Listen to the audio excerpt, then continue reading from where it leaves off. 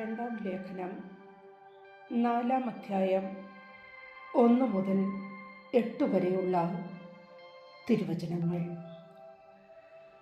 ദൈവത്തിൻ്റെ മുൻപാകെയും ജീവിക്കുന്നവരെയും മരിച്ചവരെയും വിധിക്കാനിരിക്കുന്ന യേശുക്രിസ്തുവിൻ്റെ മുമ്പാകെയും അവൻ്റെ ആഗമനത്തിൻ്റെയും രാജത്വത്തിൻ്റെയും പേരിൽ ഞാൻ നിന്നെ ഇപ്രകാരം ചുമതലപ്പെടുത്തുന്നു. വചനം പ്രസംഗിക്കുക. സാഹചര്യങ്ങൾ അനുകൂലമാണെങ്കിലും അല്ലെങ്കിലും ജാഗരൂകതയോടെ വർത്തിക്കുക. മറ്റുള്ളവരിൽ ബോധ്യം ജനിപ്പിക്കുകയും അവരെ ശാസിക്കുകയും ഉദ്ബോധിപ്പിക്കുകയും ചെയ്യുക. ക്ഷമ കൈവിടാതിരിക്കുകയും പ്രബോധനത്തിൽ ശ്രദ്ധിക്കുകയും ചെയ്യുക. ജനങ്ങൾ ഉത്തമമായ പ്രബോധനത്തിൽ സഹിഷ്ണുത കാണിക്കാത്ത കാലം വരുന്നു. കേൾവിക്ക് ഇമ്പമുള്ളവയിൽ ആവേശം കൊള്ളുകയാൽ അവർ തങ്ങളുടെ അഭിരുചിക്ക് ചേർന്ന പ്രബോധകരെ വിളിച്ചുകൂട്ടും.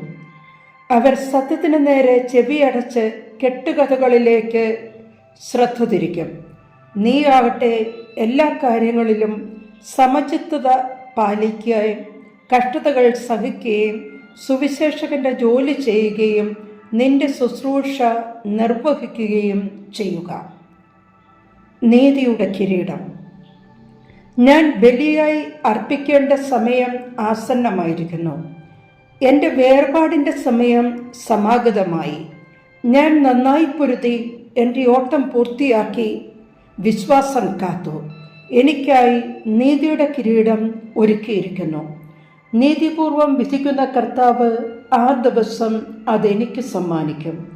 എനിക്ക് മാത്രമല്ല, അവൻ്റെ ആഗമനത്തെ സ്നേഹപൂർവം ഉറ്റുനോക്കിക്കൊണ്ടിരിക്കുന്ന എല്ലാവർക്കും.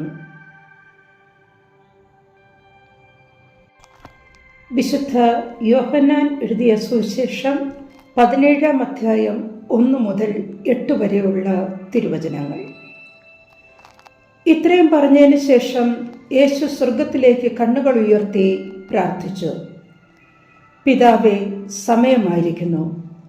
പുത്രൻ അവിടുത്തെ മഹത്വപ്പെടുത്തേണ്ടതിന് പുത്രനെ അങ്ങ് മഹത്വപ്പെടുത്തണമേ. എന്തെന്നാൽ അവിടുന്ന് അവന് നൽകിയിട്ടുള്ളവർക്കെല്ലാം അവൻ നിത്യജീവൻ നൽകേണ്ടതിന് എല്ലാവരുടെയും മേൽ അവന് അവിടുന്ന് അധികാരം നൽകിയിരിക്കുന്നുവല്ലോ. ഏകസത്യ ദൈവമായ അവിടുത്തെയും അങ്ങ് അയച്ച യേശുക്രിസ്തുവിനെയും അറിയുക എന്നതാണ് നിത്യജീവൻ. അവിടുന്ന് എന്നെ ഏൽപ്പിച്ച ജോലി പൂർത്തിയാക്കിക്കൊണ്ട് ഭൂമിയിൽ അവിടുത്തെ ഞാൻ മഹത്വപ്പെടുത്തി. ആകയാൽ പിതാവേ, ലോക സൃഷ്ടിക്ക് മുൻപ് എനിക്ക് അവിടുത്തോടുകൂടെ ഉണ്ടായിരുന്ന മഹത്വത്താൽ ഇപ്പോൾ അവിടുത്തെ സന്നിധിയിൽ എന്നെ മഹത്വപ്പെടുത്തണമേ. ലോകത്തിൽ നിന്ന് അവിടുന്ന് എനിക്ക് നൽകിയവർക്ക് അവിടുത്തെ നാമം ഞാൻ വെളിപ്പെടുത്തി. അവർ അങ്ങയുടേതായിരുന്നു. അങ്ങ് അവരെ എനിക്ക് നൽകി. അവർ അങ്ങയുടെ വചനം പാലിക്കുകയും ചെയ്തു. അവിടുന്ന് എനിക്ക് നൽകിയതെല്ലാം അങ്ങിൽ നിന്നാണെന്ന് അവർ ഇപ്പോൾ അറിയുന്നു. എന്തെന്നാൽ അങ്ങ് എനിക്ക് നൽകിയ വചനം ഞാൻ അവർക്ക് നൽകി.